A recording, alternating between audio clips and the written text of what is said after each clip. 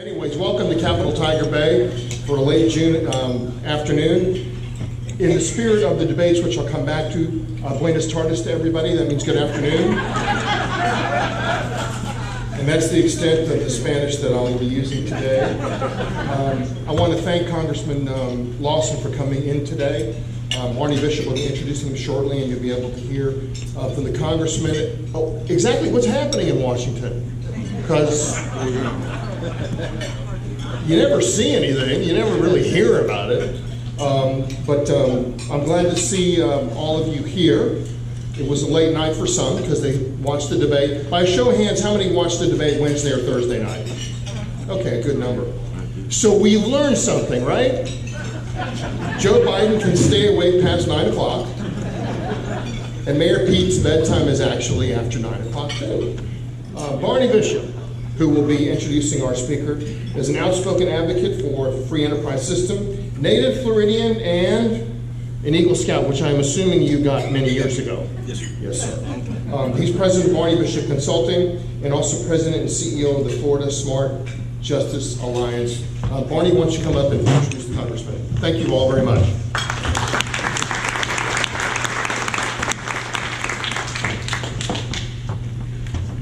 Thank you, Commissioner. Al Lawson, our speaker today, is a political figure of unequal status in Tallahassee, the Big Bend, and North Florida. In fact, it seems like he's been in elective office forever. And after rising to become the Dean of the Senate, former Governor Andrew Jackson called Al a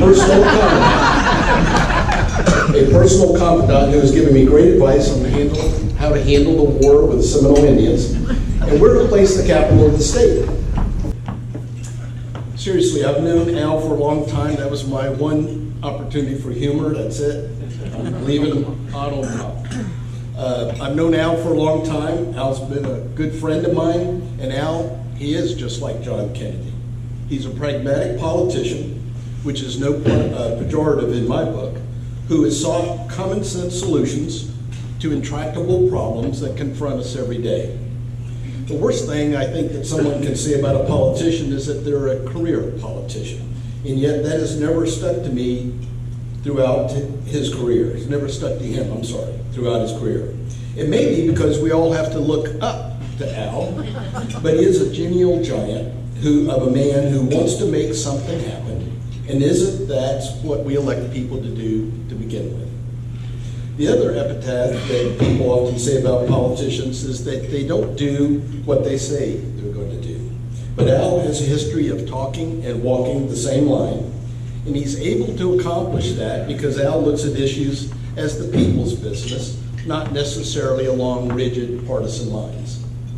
That doesn't mean that Al isn't true to his Democratic heritage. It just means that when it comes time to create a solution, Al doesn't let ideology get in the way. That's why Al was named a committee vice chair by a succession of Florida Senate presidents, including general government appropriations and government oversight and productivity, to just name two. Well, compromises may be a dirty word to many. To Al and the few others like him, it's a way to bridge the artificial divide between Democrats and Republicans, and that's needed more every day in our society. Consequently, Al has enjoyed legislative success in Florida, in the Florida House, and in the Florida Senate, because he's always been willing to reach across the aisle to create relationships and trust so that the people's business can be accomplished. As a result, Al served with his political soulmate, Bill Munford, and together these two men were able to fashion compromise so that their constituents, us, could see progress on a number of important issues. But he also fought for controversial issues that he deeply believed in, like righting the wrong of the infamous Rosewood Massacre back in the 1930s, in which he worked to get remuneration for the victims that they deserve and remove a stain from Florida's history. He helped to create the landmark Preservation 2000 legislation during the Jeb Bush administration, which eventually became the forerunner to Florida Forever, which has since purchased 2.5 million acres of environmentally sensitive land over the years. In addition, he's successfully pushed for environmental education in public school curriculum and for protecting the iconic Apalachicola Bay. As an undergraduate of Florida A&M University and a graduate student at Florida State University with a master's degree in public administration, Al is the beneficiary of graduating from two of our great public universities.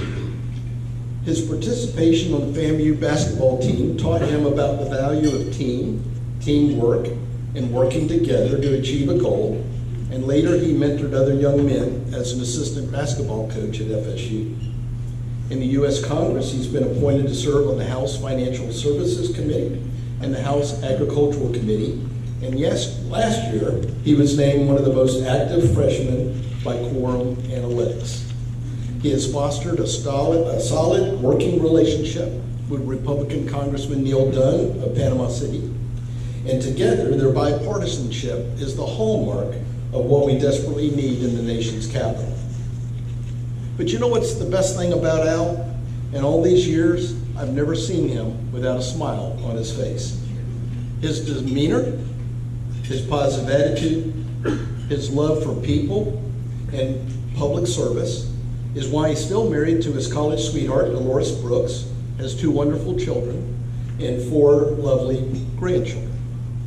Al represents the personification of what a politician should be, someone who you can easily talk to, work with, who maintains high ethical standards, believes in God and country, has moral principles that he lives by daily, and someone whose willingness to continue to engage in what's now become the ugly business of politics. He still believes in the ideal that public service is the highest calling that one can reach for. And for that, let's show our appreciation and give a warm welcome to Congressman Al.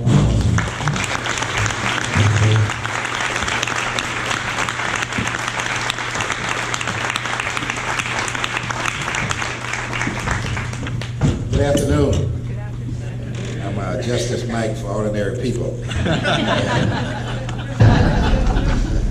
But I want to thank you for that great introduction.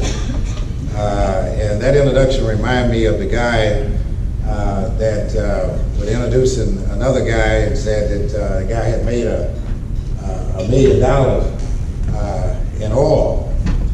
And so when the guy got up to speak, he said it wasn't $1 million in oil, it was $1 million in coal. And it wasn't me, it was my brother. You know? And so, but I think you probably introduced the right person today. You know, it was a real privilege for me to have the opportunity to come and speak with you all, because I see so many people here that has meant so much to me over the years. People that have supported me in my campaign history. You know, 37 years ago, I came to Tiger Bay. For those who are new to town, and they was having lunch at the Silver Slipper. And so I stood out in front of the Silver Slipper to greet everyone coming in. And I had on a little sign in my hand that I wrote and say, I will work for your vote. But one guy came in a hurry and he read it wrong. He thought it would say I work for food. So he came up to me and he kept going in his pocket and he said, you know, I try to help people like you all the time. I try to help people like you all the time, and I'm gonna see what I can do for you. And I said, okay, sir, you know. So he reached in his pocket and gave me $1, and I said, thank you very much. He went on the inside.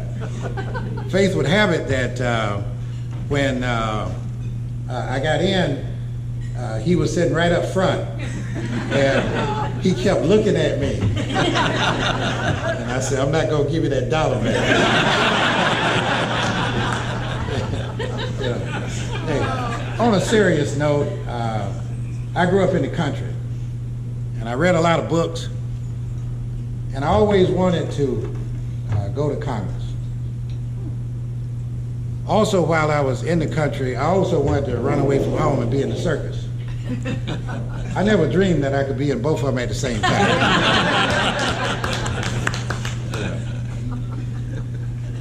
You know, it's a fascinating area to be at the nation capital.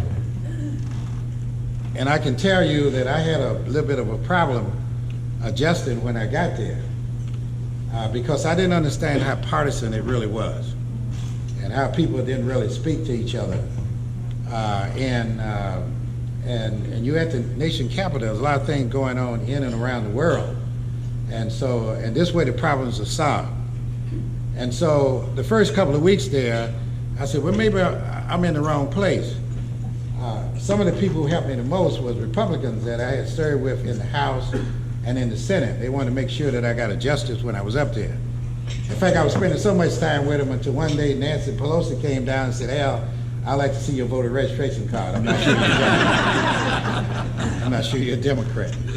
You know, but I can tell you is that it's been a real privilege to have the opportunity to serve in Congress, to know that every day that I'm fighting for you, for your families, you know, to try to keep your taxes low, to make sure that we do what is right to keep America as a leader in the world. And so it's very important that we do that. The first year I was there, I served on small business and had small business leaders come from all over. They came from all over and tell us the problem that they had in order for them to continue to do business and to keep their business healthy and to provide opportunities for the people that work for them. And where we are going about a lot of laws and stuff that we passed.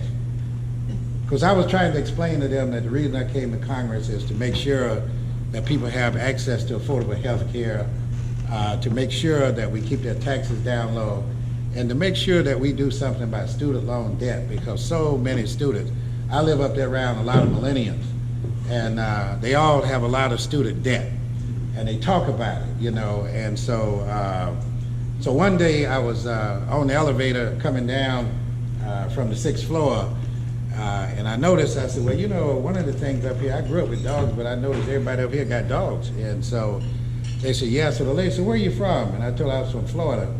And she said, looks like, I see that button on you, look like you're serving Congress. I said, yes, ma'am, I do. She said, well, sir, you're gonna understand pretty soon.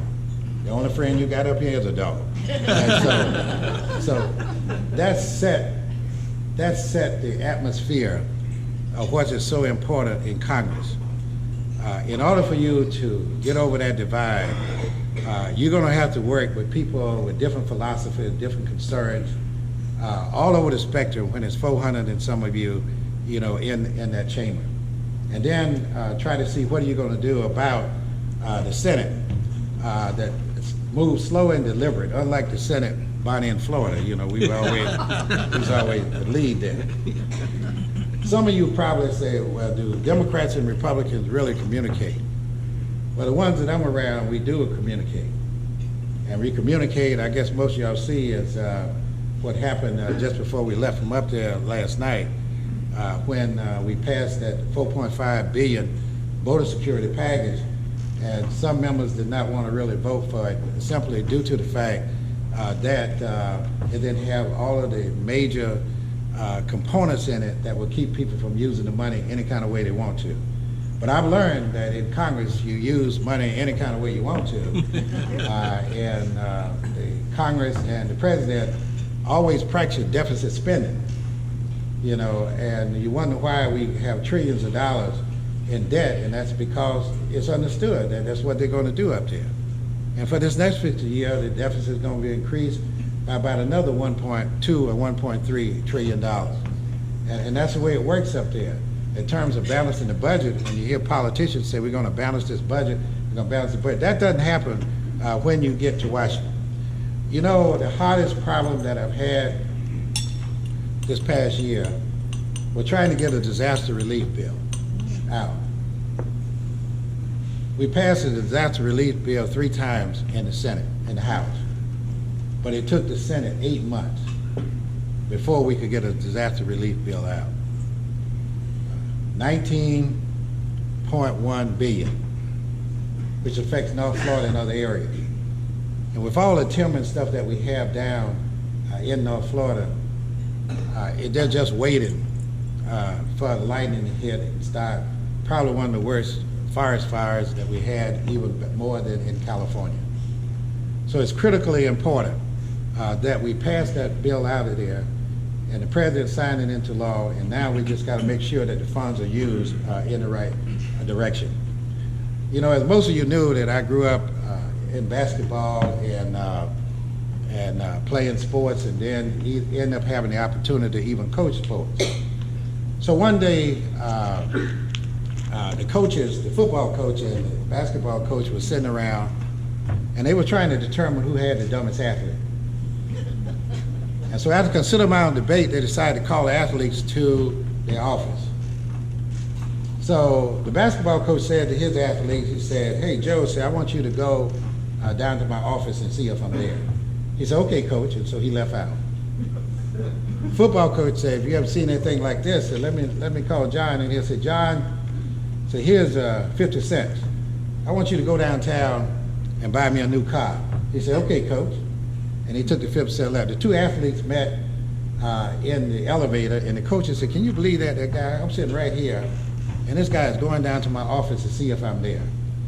And the football player said, the football coach said, "I gave this guy 50 cents. You can't buy a car with this 50 cents. So the two athletes met. The big tall guy like me, around about 6'10", was in there just shaking his head. The big football player came in at 260 pounds. And he said, my coach has been hit too many times. He gave me the money to buy him a new car, but he didn't tell me what color he wanted." The basketball player said to him, "So you think that's bad?" So my coach told me to go down to his office and see if he was there. So if he had wanted to know that bad, he could have gone down there and checked it out himself. So we just try to create a little bit levity.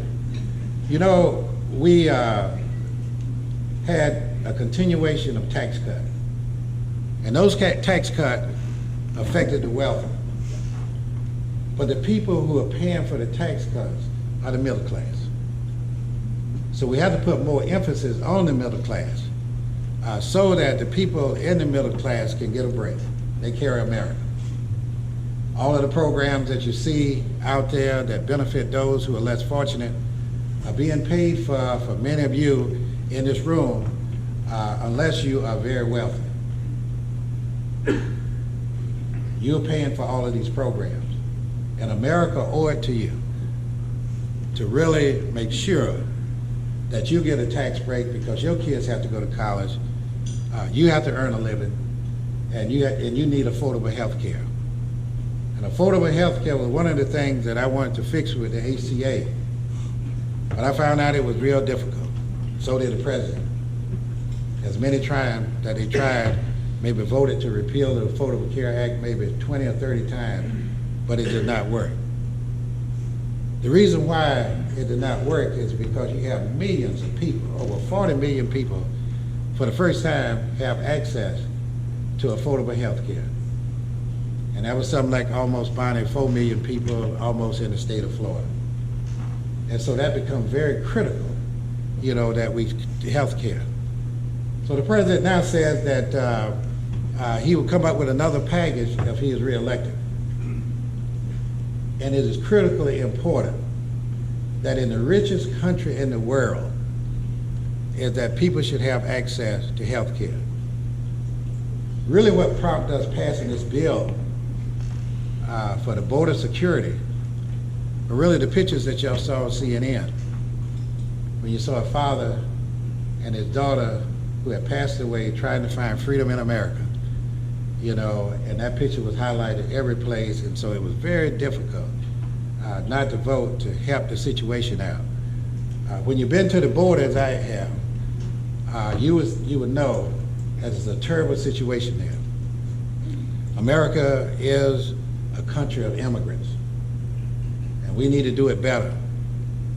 Not just this Congress, but in the last several years, we have not been able to pass a comprehensive immigration package. Everyone talks about it, but we have not been able to do it. The U.S. government has failed to achieve this comprehensive package, and we all must take responsibility. You can blame it on one party, or you can blame it on the other party. but like minds should sit down and make things happen. And that's what has not occurred. When we overwhelmingly passed the 4.5 billion, a lot of people was happy and some people was unhappy. Congress has moral ground that we need to stand on. And I can tell you is that not only for that, but in the criminal justice system, because I know Bonnie was doing a lot of stuff with smart justice and so forth. We passed the First Step Act. For the first time, know that you cannot incarcerate yourself out of the system. Who's going to pay for it?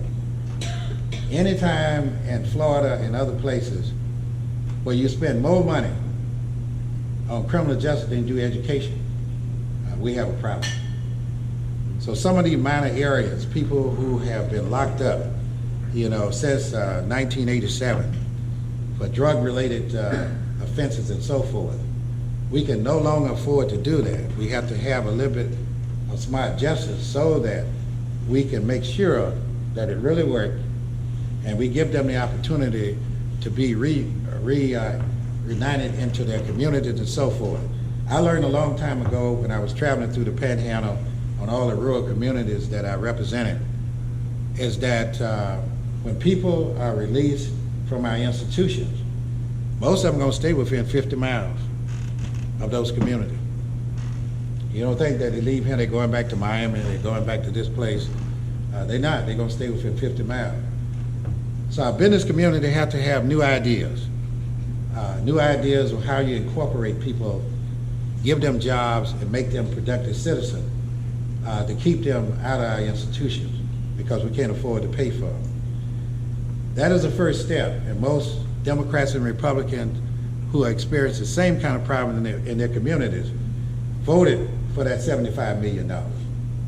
$75 million will go for a reentry program to help us resolve this problem that we have.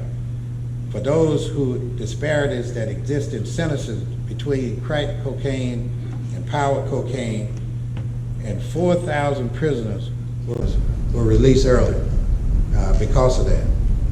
They have no business being in the system for the rest of their life, and that's very important. But the main thing is bringing them back in the job market. We have guns and gun violence all over America. Every day for the last couple of years, not every day, but several days, they've always asking us to come up, have a moment of silence for kids, a group of people who have been killed because of gun violence.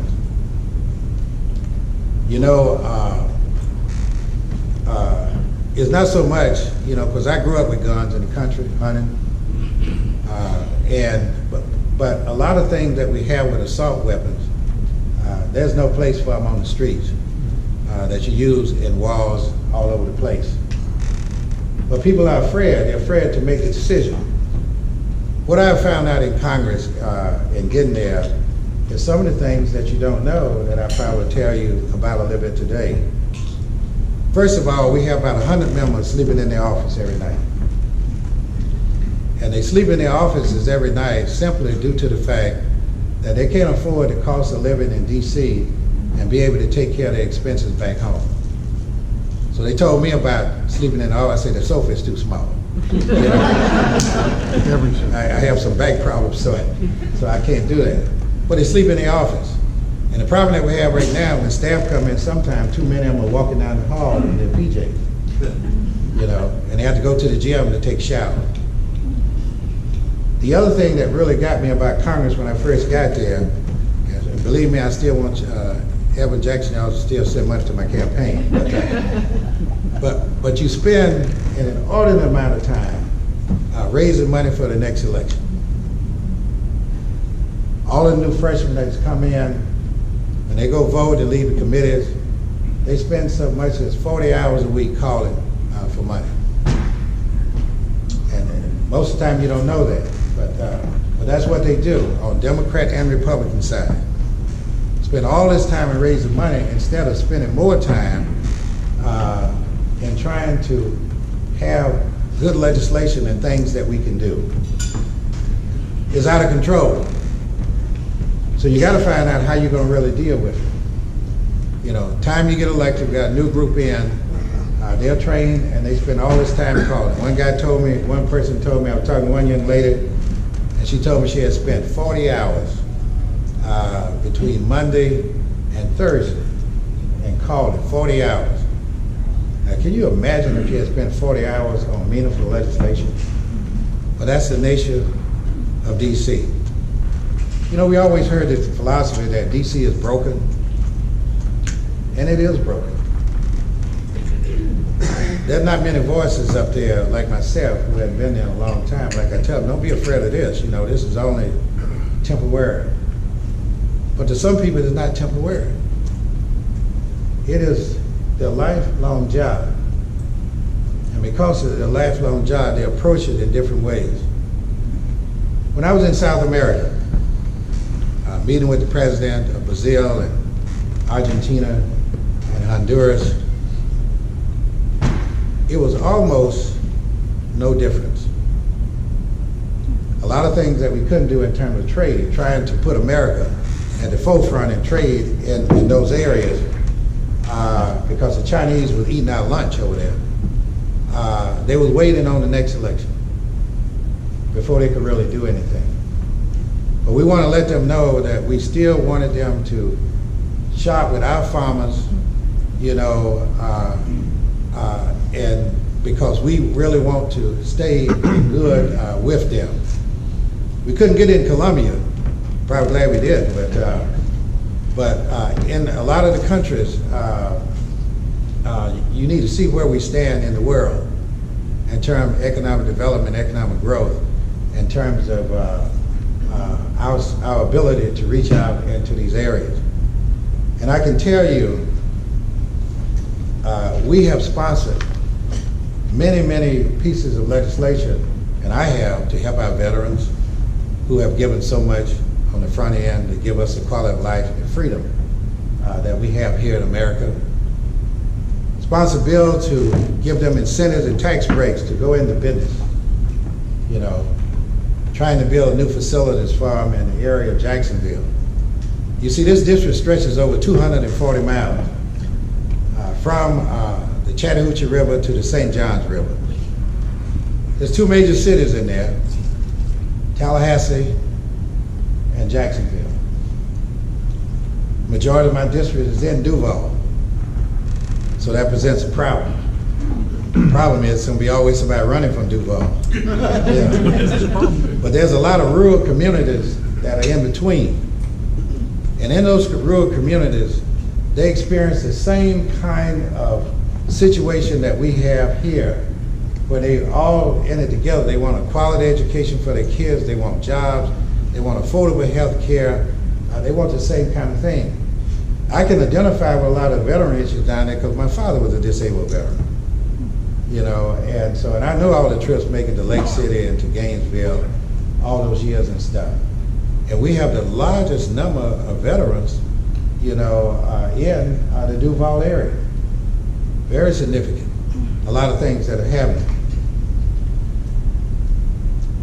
Your support for the things that are critically important to America, and health care, and rising wages. You know, I was telling somebody the other day, I can remember as a boy growing up when I was walking around FSU campus, and one guy asked me, and I guess I was real young, said, "You want to work?" And I told him yes, and he said, I said, "What do you want me to do?" He said, "I want to tie this rope around you and let you clean these windows in Westcott." I went and took that job anyway. I just told him to hold that rope, you know. And during that particular time, I was being paid to do that about $2 an hour. Never, every time I look across the fountain and walk over there to go see the president, I said, boy, I was really crazy to actually do that. But we have people that are living in poverty who are making $8.55 an hour. they're not able to take care of their parents, the kids, how to help out with their parents. It is important that we work on a gradual increase in the minimum wage. Now, I've always paid people who work for me about $15 an hour. Sometimes I don't know whether I can afford it, but you get a lot of productivity from it. Waiting for Congress to act on something like this might take forever, even though people talk about it. The most important thing is economic development in our country and creating jobs. Those are the policies that are extremely important for all of us. Our student loan debt situation is out of control. The federal government is making $1 billion a year off student loans. You know, I filed a bill to give the student loan situation, the students come out of school, not to have them to pay it back in 6 months, but to give them a year so they get a chance to get adjusted and get a job, so it won't be so much default in it. How far that bill is gonna go, I don't really know. But a lot of people are interested in it, simply due to the fact 6 months after you graduate, most people don't have a job, and they're not able to pay on it. Now, you hear a lot of talk about during this presidential campaign, we're gonna wipe out this, we're gonna wipe out that, and believe me, that's just rhetoric. That's not gonna happen, so you need to find a way to bring them out. The most important issue that we deal with and will deal with is the rising prescription drug costs and access to health care. Now, I'm gonna tell you the reason why I want to change it. My wife and I, because they pay us $174,000 a year up there in D.C., that automatically means that I have to get Obamacare, the HCA. So I'm paying $900 a month.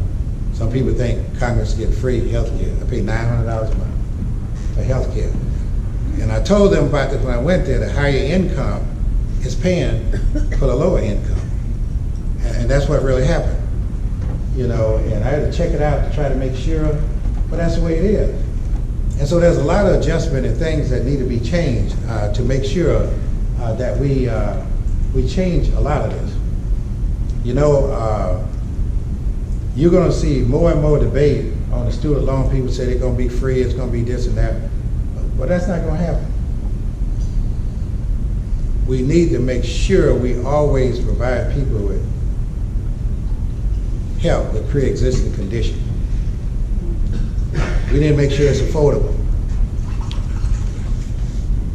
Since the HCA was implemented, the insured rate in this district alone was dropped to 4%. That's about 2 million people, dropped to 4%. The bill proposed to repeal the Affordable Care Act in America would have kicked out 2.2 million people in the state of Florida. 2.2 million would have kicked them out. Access to affordable health care should be a right and not a privilege. And that's one of the things that I work with every day up there. One of the bills that I have filed because interest up there, you know, I talked to the housing group and so forth, and they say it's kind of unique. I filed a bill for rentals IRAs. And what that means is they have deferred IRAs for millennials and other people up to a certain point based on the housing market in a particular area, so they could eventually become homeowners. So a little portion of money every month and so forth can go into that deferred IRA, earning interest. So eventually, when you look up and see someone come out of school at 22 and they're 30-some years old, and they got this deferred account. Now, they cannot use it for other stuff. They would have to use it primarily to become homeowners. because what is happening, I mean, up there where I live, I mean, it just places all over the place, and you really can't afford those 800 and 900,000 places. But affordable IRA, housing IRA, if we can get this through Congress, it's going to mean a great deal for your grandkids, you know, their kids, to save on a deferred basis and earn interest until they reach up to 10% or 20% of what the housing market is, so they can walk out and put a down payment because they can afford to pay what they're paying for rent up there. You know, I'm paying about $2,400 or $2,500 a month, and they can afford to pay that towards a mortgage, but they need that down payment. And if the parents are not providing the down payment, you know, no one else is going to do it.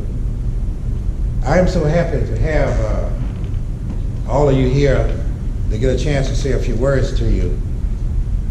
Once they say a politician would come in, I thought it wouldn't be anyone here. Because I remember one time I was called to speak in Weehawken. And when I got there, I noticed there was only one person in the audience and another person who was going to introduce me. So after we had lunch and a prayer, I reached over and asked him, I said, look, did you get the word out? You know, did you tell the radio or anybody come and say, yeah, we did. I said, what happened? He said, well, the word got out. So it is real good and great to be here. I am the only Democratic member from Pensacola to Orlando. My delegation, even though it's 27 congressional people in the state, I'm the only, when I go to the delegation meeting, I'm the only Democrat there. The good news is, like with Congressman Dunn, I was his senator for 10 years. So, you know, he has to deal with me all the time. And Rutherford, who is in Jacksonville area, and Yoho, and those guys down there, a lot of those communities, we represented the same kind of communities, and I get a chance to really work with them. It's never a dull moment in D.C. There's always some action going. If you want to see a parade, let's say that we're going to adjourn on Thursday afternoon, and you stand there and look at that parade headed to the airport. You've never seen anything like it. It has really been good for me to have the opportunity to come here. You know, I was telling Gil that sometime on the flight schedule, it's kind of hard. I've canceled 3 flights yesterday trying to get here. I finally got one last night, and so I was so excited to come. And the first thing they announced that this flight has been delayed. You know? So I said, well, my goodness, it's been delayed. Thank you for this great opportunity to speak to you, and I look forward to continue working for you and your families in Congress in this 5th congressional district. And believe me, we are making a difference. You know, and that's what's important, is whether you're really making a difference and working with people to make things happen. I was so happy to see Ann McKenzie out there because I served with Ann so many years, you know, in the legislature, and I know how hard she worked to make a lot of things happen. So Ann, I'm glad you're here, you know, and look around and see a lot of bankers and a lot of other people that I've always relied on. See, people didn't realize is that after leaving coaching, you know, I went into business. And so I've been in business for 36 years. And sometimes that shapes the way that you look at things and what it's like to really make a paycheck, you know, and to be able to make things happen. I'll leave one with you because I like to think of you all as leaders in this community. As William Henley struggled for his life in Innisbrook, he wrote his best work in his late 70s. I mean, it's never too late. When he said, out of the night that covered me, black as a pit from pole to pole, I think whatever gods may be for my uncomfortable soul. In the fell clutch of circumstances, I have not winced, not cried aloud. Under the bludgeon of chance, my head is bloody but unbound. Beyond this place of rafting tears looms where the horror of the shade, and yet the minutes of the year find and shall find me unafraid. It matters not how straight the gate, how charged with punishment to stroll. You are the master of your fate, and you're the captain of your soul. Thank you very much. Research, you are on the subcommittee on diabetes. Yes. What are we going to do about the cost of insulin? I mean, it's prescription drugs, but insulin for some people is their lifeblood, literally, and the cost has gone just incredibly high. Is there anything we can do? Well, one of the things we have to do in Congress, you know, people have given so much, and really a lot of the prescription drugs and stuff is out of control, and it's all about profit, you know. And so what we want to let them know is that we want to work with them, but you know, that's sustained people's lives. And so because it's sustained people's life, we have to make sure, you know, I think something's going to happen this year, you know, because it's an outcry, not only here, but all over America, you know. And so I wish I had a more affinity answer for you, but I don't have it yet. Okay, Right. please work for it. Yeah, absolutely. Thank you. Are there any other questions? We've probably got enough time for one or two. Questions for you, sir. Right.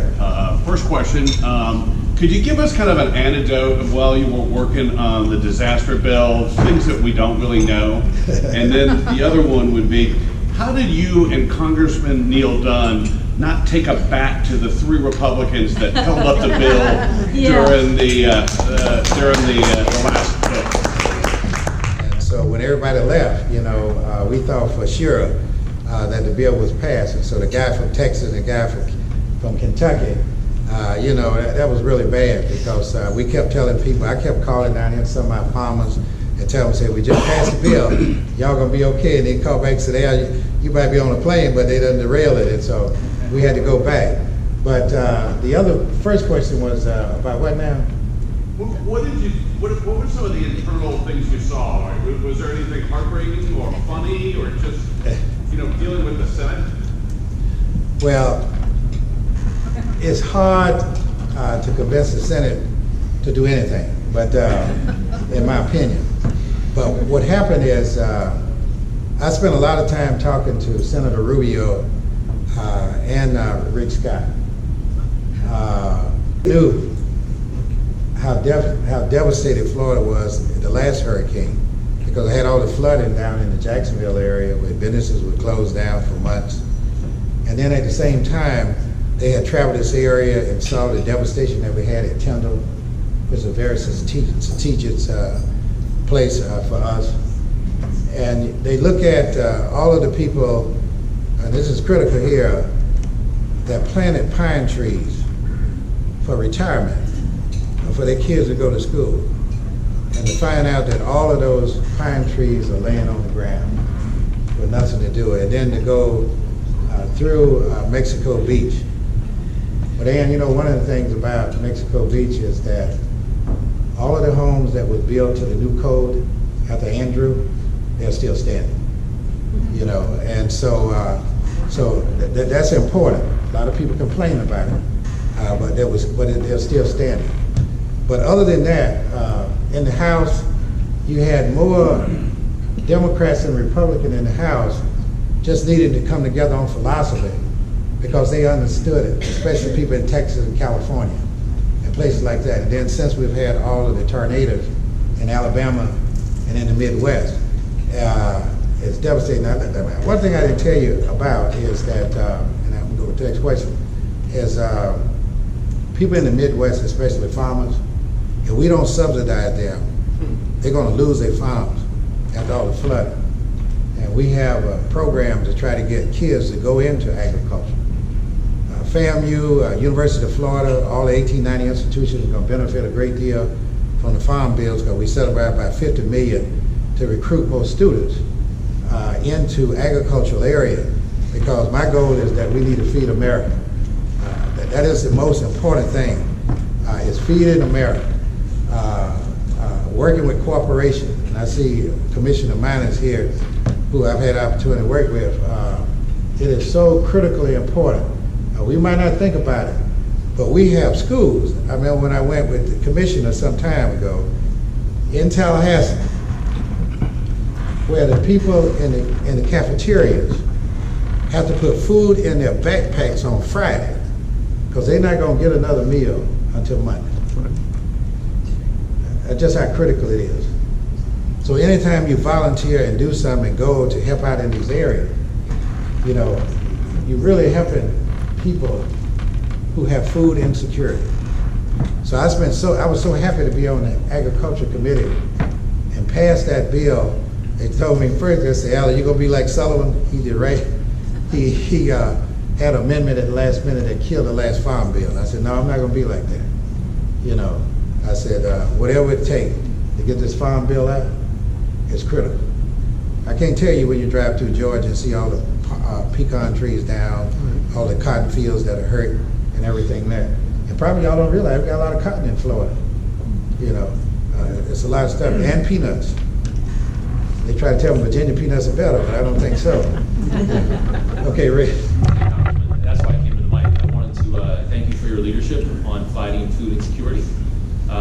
Here in the Big Bend, the top 5 most food insecure counties in the entire state of Florida are right here in the Big Bend.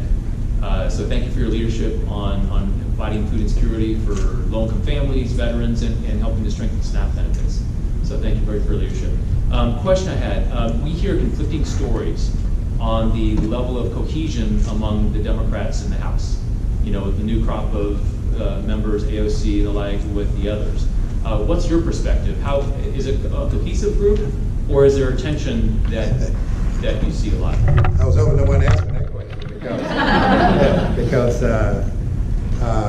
it's a new group in there, and I was telling people the thing that I remember most about AOC. One day I was in the back, you know, trying to get some water, and so I figured I would offer her some water, and she said, "Sir, I don't drink out of plastic." She said, you're polluting our rivers and streams. And I said, well, there ain't no glasses. The only thing I can tell you, like in the country, you better hold your hands out. And I said, that's what we used to do down by the spring. I said, you put your hands together. So I talked to them, but they are different. Hey, you have to hold your breath. Sometimes it's 5 or 6 of them. That wasn't born in America, I don't think, but they're really different. You have to learn to work with them. A lot of things they're talking about just not happen, but they are so popular with CNN and other press. I saw AOC went out one day to feed the pigeon. They were running behind her with cameras, you know. And I said, anybody want to talk to me? And so, but it's like that. I mean, it's. And that's one of the problems that if you Nancy Pelosi, that I witnessed, I've never seen her like this, yesterday when it was obvious that she wouldn't have to go and give a speech and say we're going to have to take up the Senate virgin. Had no choice. And to see her come up there and have a conversation with Omar from Minnesota and AOC and Porter from California, and so forth, and just really tell them, you know, you all don't know what y'all doing, you know, and so forth. And she needs them. I mean, it's a tough situation to really be in. They was able to get, I had to beg for my committees. When I first got up there, I went to see Nancy. I said, I want to be on this committee. She said, you need to go see Rosa. I go see Rosa. Rosa said, you need to go see Maxine. You go see Maxine. She said, I'll get back to you later. You know, but when they came in, they said, this is what we want. And we got to have it. And pretty much they got exactly what they wanted. And in Congress, it is about seniority. I mean, you know, it's everything is about seniority, except for this class. When you go into committee, and it's time for a debate, and you there first, like I was there first sometime, and all these members walk in later, they go into those members first based on seniority. There's no way they're going to get to you because of seniority. And so you have to wait it out. So that's the reason why you see some members come in, and they kind of survey the traffic, and they find out that maybe there's 20 or 30 people that are going to speak before them. So they leave and go and do other things. But that's the way it is, based on seniority. So the seniority system was upset in January, but they're still holding on to a lot of it, you know, because you got new members in there who want it now. They told people what they were going to do, and they want it done right now. Some of those members, I'll give you a good example. They have a following, and when they ask them for money, they give them all kind of money. I asked the OC, I said, how much money did you raise this past quarter, first 3 months? She said 800,000. She said, how much did you raise? I said 19. Not 19 million, but 19,000, you know. And so as a result, it's a whole different picture up there. So you got a lot of members just looking, they be careful what they say, and all of these other things, simply due to the fact that it's a change that has taken place, and the Democrats in leadership. But what happened, the price that you paid to actually get into leadership is a situation that really happened. You know, and so they're very smart. The ladies are very smart, but they are different. Let me put it that way. Yeah. Another question? One more question.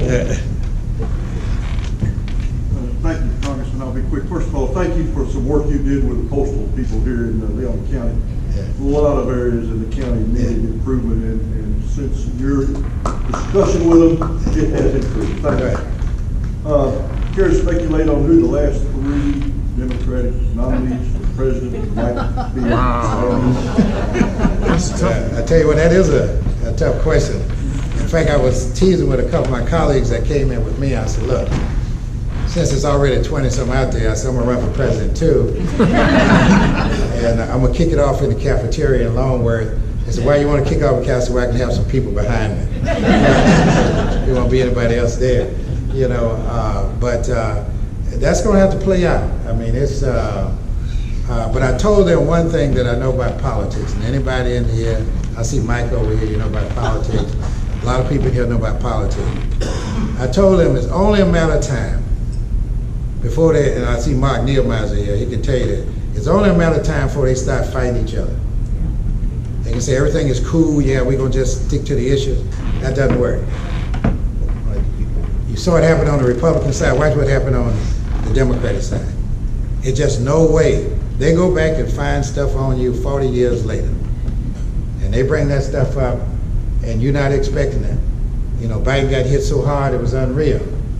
You know, everything. They don't want to know about the art of compromise, what you had to do and who you had to work with.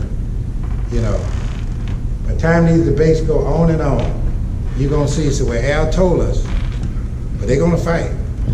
You know, it's not going to be that we all in this together, and we're going to try to get the best candidate.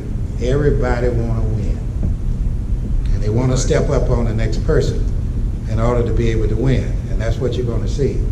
And one of the things I want to say is I have 3 staff people here. I want to make sure I introduce them. I have Rudy Malloy that does a lot of field operations for me. Deborah, my district director. Deborah's probably been with me longer than any of them, I guess over 20-some years, ever since she left FSU. Teresa Frederick, who works on special project, and I did Teresa. Teresa was Bo Johnson, chief of staff. You know, so a lot of people know we have some real good people. If you have any problem, we can solve them. You know, so that's very good. But yeah, I don't know what's going to happen there, but it's going to be a fight to the end. You're going to see it. It's all coming, and who comes out of there is going to be interesting to see. Thank you, sir. All right.